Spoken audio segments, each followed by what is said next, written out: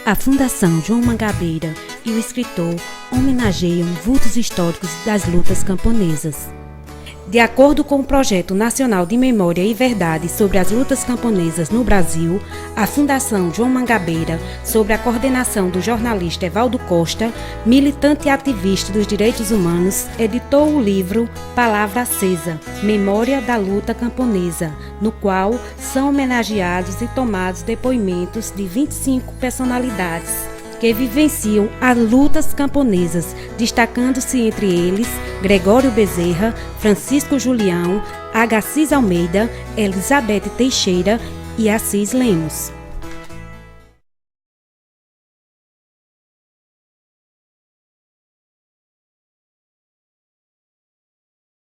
Eu nasci em Campina Grande em setembro de 1935. Tive uma infância muito enferma. Fui criança muito doente. Aos 2 anos, eu fiquei à beira da morte por um problema naquela época de pneumonia em uma criança. Então, minha mãe tomou uma decisão, que naquela época foi difícil tomar, colocar um plástico aqui na região peitoral, muito quente, com uma espécie de arnica. Foi assim que ela venceu a pneumonia na época. Foi tão forte o plástico colocado aqui, o emplasto, aliás, colocado na região aqui peitoral, que ainda permanece hoje essa cicatriz. Mas me salvei da bentonite. Então, minha vida foi sempre à beira dos abismos. Desde com a idade de 2 anos, passei por esse confronto com a morte. Eu fui um aluno entre mediano e ruim, assim, porque ficava mais preocupado assim, com as coisas assim, das interrogações da vida. Comecei a me preocupar com as interrogações da vida, assim, o destino humano. E eu estudava pouca matemática, pouca geografia. Gostava mais de história, a história do homem, a luta, as revoluções, me entusiasmava aquelas revoluções, a Revolução Francesa, a Revolução Russa. O mais simples homem, o homem mais ignorante, ele tem uma visão ideológica. Ele tem uma visão, aquela visão que ele tem do mundo é a visão ideológica de cada um de nós. Aí eu comecei a ter uma visão ideológica do universo, do homem, do ser humano. Aquela discriminação. Aí, uma vez, vinha com minha mãe, de mudança, de Campina Grande para João Pessoa. O caminhão quebrou-se da frente em 3 casebrezinhos de palha, casebre de palha. E eu fui olhar os casebres, entrei nos casebres. Estava lá uma senhora, uma mulher já assim, nova, mas com uma fisionomia de velha. Um bucho grande, umas crianças assim, umas 6 crianças, umas 2 crianças barrigudas, aquela barriga das ectonomose, da doença do verme. O chão batido, os casebres. Eu digo, dona, como é o nome da senhora? Maria. Dona Maria, cadê seu marido? Foi trabalhar na cana. E essas crianças? Eu tive 12, morreram 5, e comida. Aí eu olhei assim, estava uma panela com farinha com água. Olhei, disse, é o almoço? É, panela com água. Farinha, panela, era uma panela assim, com farinha e água.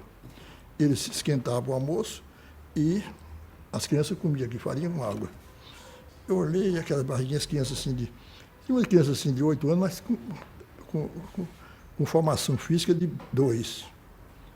Assim, de 6 anos, parecia um espectro de vida, assim, magrinho, as vértebras aparecendo. Eu disse, mas espera aí, eu fiquei assim, sem entender aquilo. A minha primeira interrogação, porque não entendi aquilo. Comecei a procurar, por que isso? Aí fiquei assim, e vim aqui para João Pessoa. Quando eu vim para João Pessoa, já estava com a idade de 17 anos, mais ou menos. Quando eu vim para João Pessoa aqui, chegava aqui na praia, aqueles carros de luxo, carro bonito, Cadillac, Impala, e uma moça bonita, assim, de seus 20 e poucos anos, atrás do carro, eu olhava, o motorista dirigindo, era muito bonita, saltava do carro, uma princesa, uma verdadeira princesa. Eu disse, essa moça é dona daquelas terras ali, lá na Vale do Paraíba, ali onde aquela estrada de Campina corta, era dona de grandes cafezais, o pai dela é Flávio Ribeiro Coitinho, dono de grandes cafezais, aliás, cafezais canaviais. Eu digo que é muito, tudo aquilo é da família. Toda aquela Vale do Paraíba, pegando ali de Santa Rita, Espírito Santo, Sapé, Mari, tudo aquilo é de uma família só, sim. São esses fatos, Renato, que vai dando na gente a primeira formação da sua visão ideológica do mundo. Todos nós temos. Meu nome é Elizabeth Altina Teixeira. Eu nasci ali no município de Sapé, a fazenda era Antas do Sono. Meu pai era podemos dizer, um homem rico, né? Tinha condições de sobrevivência para toda a família. Meu pai era agricultor, mas tinha comércio. Lá na fazenda dele, ele tinha um comércio grande. Eu estudei só até a 4ª série. Eu estudei 2 anos em Sobrado, depois vim para o Alegre. Agora, só que meu pai, eu fiz a 4ª série, tirei em primeiro lugar, mas meu pai não alugou uma casa aqui em João Pessoa para que eu viesse estudar aqui, me formar, né? Atrasada, era analfabeto, meu pai era analfabeto, minha mãe também. Todos os 2 analfabetos. Aí não alugaram uma casa aqui que tinha condições para que eu viesse estudar aqui, fosse uma pessoa formada. Olha, eu conheci João Pedro, porque tinha a Fazenda Anta, que tem uma parte lá que pertence ao Ribeiro Coutinho, que era da usina, né? Então lá abriram essa pedreira. João Pedro, como trabalhador de pedreira, né, pobre, foi trabalhar lá na pedreira. Meu pai tinha uma mercearia, o gerente da pedreira tomou conhecimento que meu pai tinha lá na fazenda dele, essa mercearia, tinha de tudo. Aí acontece que o gerente da pedreira falou com meu pai para que meu pai vendesse a feira dos trabalhadores da pedreira, que o pagamento só saía de mês em mês. Meu pai aceitou. Então, João Pedro, como trabalhador da pedreira, ia para a mercearia de meu pai fazer feira. Aí, todo dia da compra dos trabalhadores da pedreira, eu estava presente lá. Lá foi quando eu conheci João Pedro. E a gente ficou gostando, que chegou o momento de João Pedro falar para mim, se eu aceitava casar com ele. Aí, eu aceitando, ele aproximou de meu pai não aceitou de jeito nenhum. Meu pai disse, a minha filha é mais velha, casar com um pobre trabalhador alugado, trabalhador de pedreira, um povo pobre, não. Meu pai queria que eu casasse com um rapaz, mas fosse rico, né? Até que eu aceitei fugir com ele. João Pedro, como homem, foi quem me ensinou a fazer até um café e cozinhar. Eu cheguei a ter 11 filhos, minha filha, 11 filhos. João Pedro amava esses filhos. João Pedro foi um marido tão bom, que só sabe eu e Deus a falta que João Pedro me fez depois do assassinato de João Pedro. João Pedro foi uma personalidade muito boa. E até que ele só queria o bem dos trabalhadores, né? Ele lutar pela classe trabalhadora do campo, para que eles tivessem direito à terra, para plantar, para manter seus filhinhos. Ele disse, não vê seus filhinhos morrer de fome, como muitos viam, né? Os filhinhos morrer de fome no campo. Não tinha terra como trabalhar, porque do produto da terra que ele tira o sustento para os filhinhos. Não tinha, né? Era uma situação muito difícil dos trabalhadores, daquelas usinas, daqueles engenhos.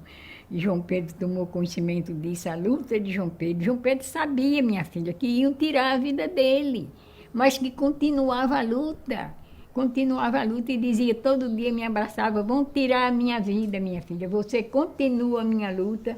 Eu nunca tive resposta para dizer a ele que vou continuar, não, porque se iam tirar a vida de meu marido, como era que eu tinha essa resposta para dar? Eu ficava calada.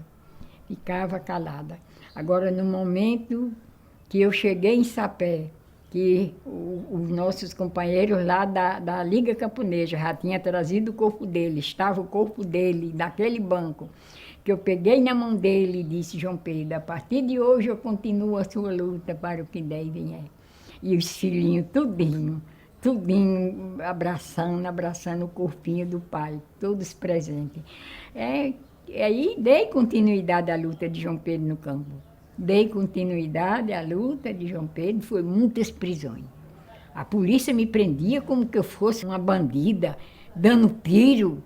Dava tanto tiro em volta da minha casa, que chegou um dia, a minha filha mais velha, Marluz Teixeira, suicidasse, por conta de tanto disparo de tiro que deram em volta da minha casa.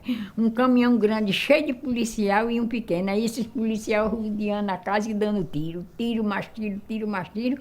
Ela me abraçou e disse: Maninha, vão levar você, mas você não vai ter mais o direito de voltar. Assim como tiraram a vida de meu pai, vão tirar a sua vida, maninha, vão tirar a sua vida. E eu não quero ver você morta não, maninha. Aí quando eu saio presa, minha filha disse: minha filha, eu volto. Ela disse: volta não, maninha. Que eu saio, em Barra de Anta, tinha um armazém que tinha veneno, vendia todo o produto. Ela vai, compra o veneno, ingere no mel e toma, para morrer. Eu vim presa aqui para João Pessoa, mas não fiquei presa. Depois que eu falei, aí o delegado me libera para mim voltar. Aí o menino da Liga Camponesa já tinha tomado todo o conhecimento da minha prisão, da minha vinda para aqui, já estava com o carro da Liga aqui para me levar de volta. Aí eu volto para casa, que quando eu chego em casa, minha filha está morrendo. Minha filha morrendo. Eu digo: minha filha, o que foi isso? Ela disse: olha aí na mesa que a senhora vê os utensílios que eu preparei. E tomei e vou morrer, maninha. Ei, maninha, eu pensava que você não voltava mais para casa, assim como mataram o meu pai e matar a senhora, pelos disparos de tiro que deram. Aí o menino que foi, mas eu disse: bota ela dentro do carro, vamos com ela. Ele disse: eu não posso tirar ela, que ela não está podendo andar. Ele veio, entrou, tirou, botou no carro, trouxe para aqui. Quando chegou aqui, já estava morta. Eu dei continuidade à luta de João Pedro, era abraçada todos os dias por ter dado continuidade à luta de João Pedro. E ia no campo, resolver os problemas. O problema nos engenhos, quando botava os moradores para fora, embora que recebesse prisão, né? As prisões davam tiro, tudinho, mas eu continuei a luta de João Pedro para o que der e viesse. Eu fui 2 vezes em Cuba. Fidel mandou um convite, mandou me ver para eu ir até Cuba, né? Eu fui depois do assassinato de João Pedro. Fidel, ele me dava uma casa para eu ir morar lá com meus filhos. Mas eu disse a ele que eu tinha um compromisso aqui no Brasil com a luta de João Pedro. Eu não fiquei, mas Fidel me fez convite para eu ir com todos os filhinhos para lá. Aí quando acontece o golpe militar, aí eu não fui presa pelos policiais, eu fui presa pelo exército. Meus filhos ficaram tudo abandonados. Aí vim presa, aqui, 15, aí me prenderam antes dos policiais me prenderem, porque se tem acontecido de ser presa pelos policiais, eles tinham tirado a minha vida, né? Aí fui presa pelo exército, aí tirei 8 meses de prisão aí no exército, porque o exército disse: eu estou lhe liberando, mas a polícia vai lhe prender. A polícia vai lhe prender. Aí um companheiro de João Pedro, da Liga Camponesa, que era companheiro, tinha uma casa no interior do Rio Grande do Norte, na cidade de São Rafael. Ele tinha uma casinha lá. Ele tomou conhecimento, o coronel do exército telefonou para ele, tomando conhecimento que ele era amigo de João Pedro. Ele disse: eu vou pegar ela. Quando me liberaram, ele me pegou. Aí eu fui na casa que morei, peguei o meu filho e vim com ele, que é esse que até hoje mora no Rio Grande do Norte. Fiquei no Rio Grande do Norte todos os anos de ditadura. Não foi 1 ano, nem 2, nem 3, nem 4, nem 5, né? De ditadura. Foi muitos anos de ditadura, eu escondida lá, com o nome de Marta Maria da Costa, sem condições de sobreviver, como lavadeira de roupa. Eu falei nas casas, assim, se elas tinham roupa para lavar, se elas me davam roupa, me davam um café de manhã, se me davam um almoço para eu lavar aquela roupa, elas disse dava.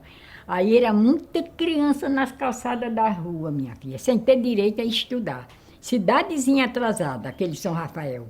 As calçadas cheias de rua. Aí eu falei com os meninos, vocês não estudam não? Não, a escola fica longe, mãe, pai não bota não. Eu disse, cadê sua mãe? Tá aqui, seu pai tá aqui. Aí eu falei com ele e disse, aceito. Eu disse, vocês me dão mesa, me dão cadeira que eu não tenho, moro aí na casa, mas eu não tinha nada, que não tinha condições, meu filho. Quando eu fugi sem dinheiro, só sabe eu, o sofrimento, né? Fiquei como alfabetizadora daquelas crianças. Se eu tivesse jovem, eu ia começar de novo. Embora que tirasse a minha vida, mas eu começava de novo a luta do campo. Todos os trabalhadores do campo e da cidade merecem um salário digno para sobreviver com seus filhinhos. João Pedro só queria ver o bem de todas as classes trabalhadoras. Ele me abraçava e dizia, vão tirar a minha vida, mas que a reforma agrária vai ser implantada em nosso país. Até hoje. Quantos anos já do assassinato de João Pedro? Quantos anos? E reforma agrária, cadê? Com o assassinato de meu marido, eu tinha que continuar aquela luta dele, eu tinha que fazer alguma coisa para o João Pedro Teixeira. Francisco de Assis Lemos de Souza. Nasci em Areia, na Paraíba, e me criei em Alagoinha, né, até certo ponto.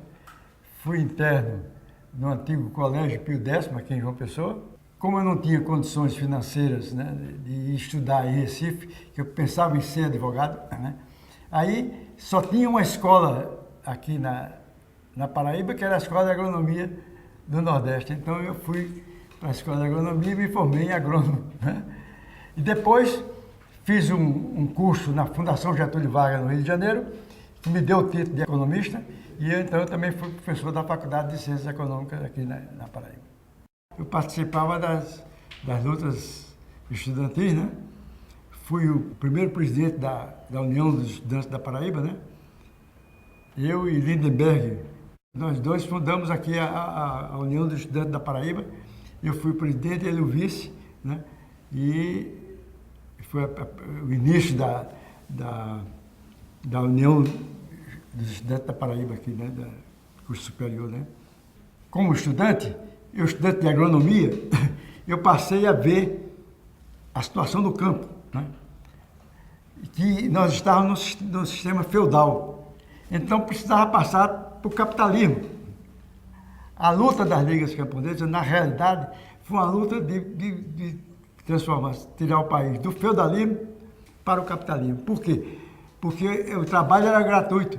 Muitos camponeses levaram a vida inteira, morreram sem colocar uma moeda no bolso. Não recebiam dinheiro. Era tudo troca de serviço por alimentos, né? Quer dizer, era o feudalismo, né?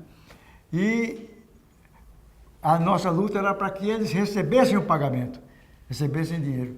As cidades do interior da Paraíba e do Nordeste não cresciam porque os seus moradores, a grande maioria que morava no campo, não tinha dinheiro, não participava do mercado. E a luta era sair do feudalismo, quer dizer, do trabalho gratuito, para o trabalho pago.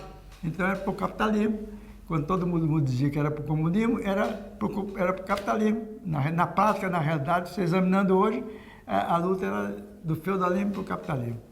Bom, a violência começou, né, quando os camponeses foram tomando conhecimento de que podiam lutar para receber os dias trabalhados em dinheiro, né, que foi a grande luta, né?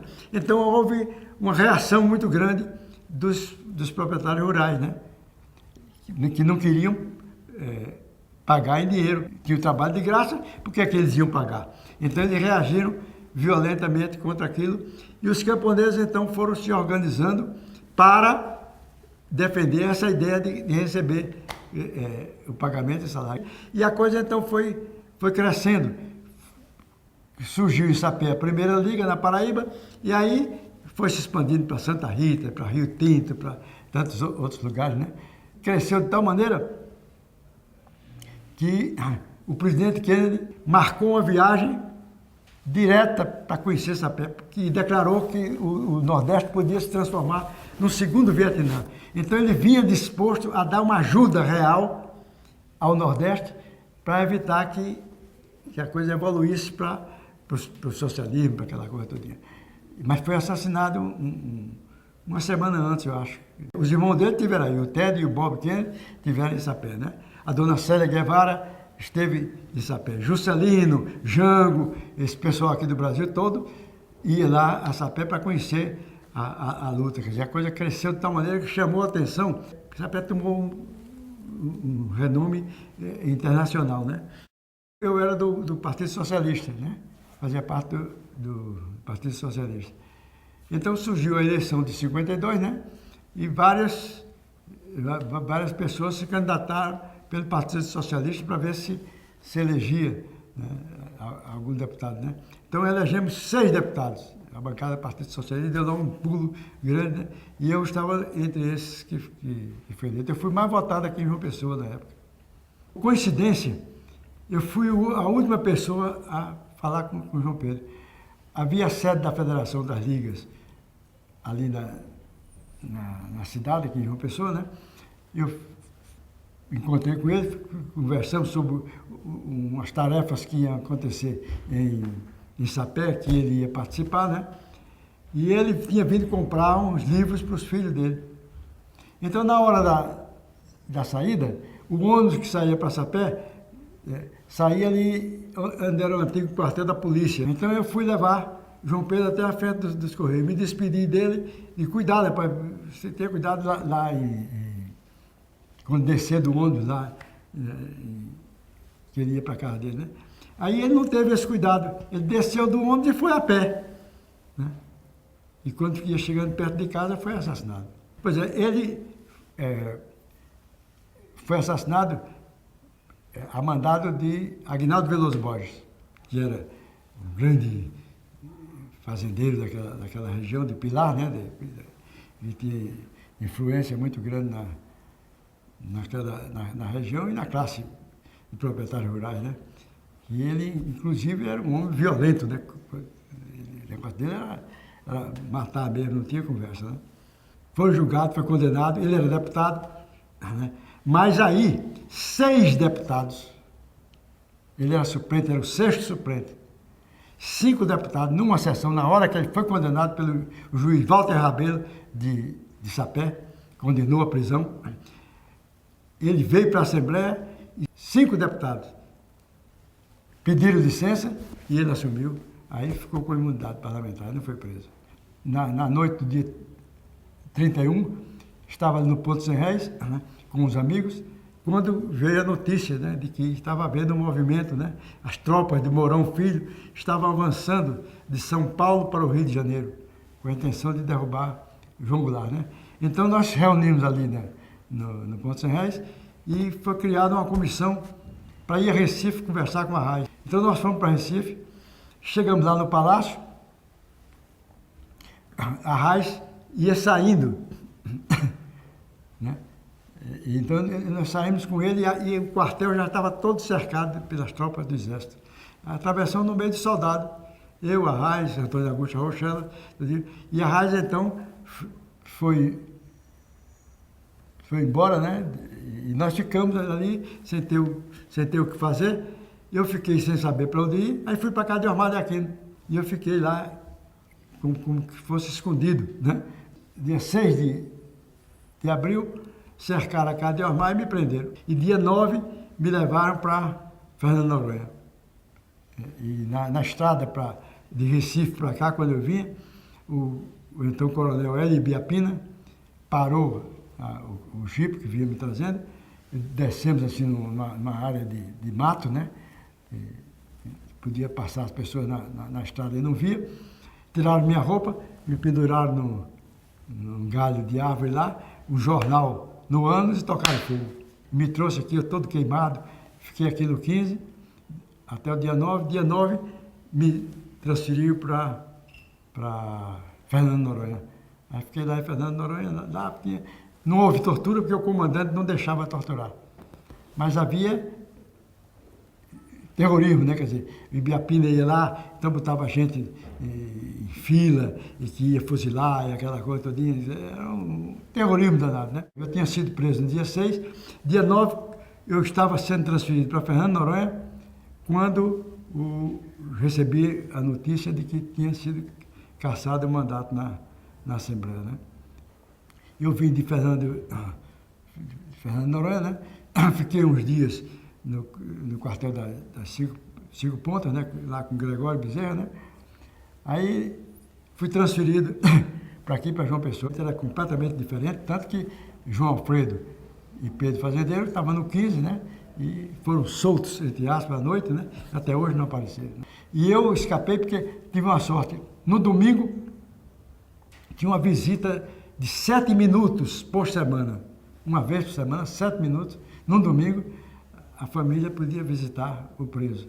Então, eu estava sendo visitado pela minha mulher, lá no 15, quando vem a viúva de Pedro Fazendeiro. Vem chegando e diz, ô, dona Maria, como é que vai Pedro? Eu disse, o quê? E Pedro? Eu digo, Pedro foi solto, dona Maria, não foi para casa não, chegou. Não. Aí eu digo, então vá ao Major Aquino para descobrir onde é que está o Pedro. Pedro deve estar preso em algum quartel. Aí ela disse, mas eu estou trazendo umas roupas de sapé para João Alfredo. Eu digo, o quê? João Alfredo já faz uns 10 dias que foi solto, também não chegou em casa, chegou não.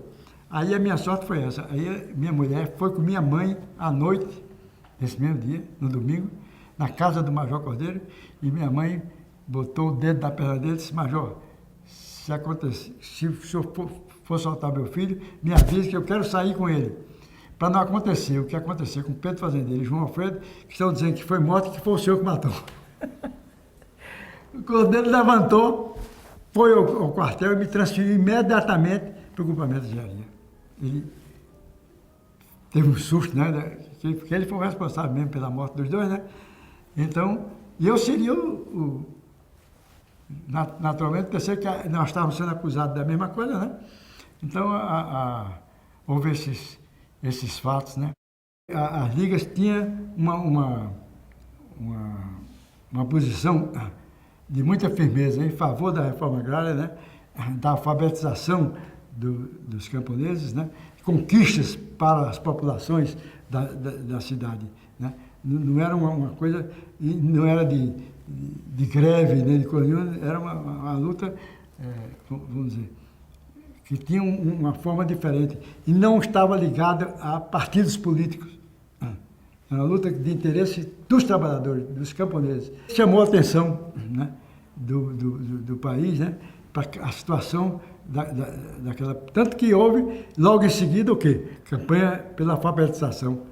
Ela transformar os camponeses analfabetos em alfabetizados. E isso ia haver era uma revolução que a classe política ficou apavorada, porque eram milhões de camponeses que passavam a ser eleitor e que não iam votar neles, nos políticos, iam votar em nova liderança. Então, o Brasil ia ter uma mudança radical, porque a maioria da população, 80% da população brasileira, na época, estava no campo. Então, a maioria do eleitorado ia ser uma coisa fantástica para quem estivesse lutando pela reforma agrária, e o país teria sido outro, naturalmente, né?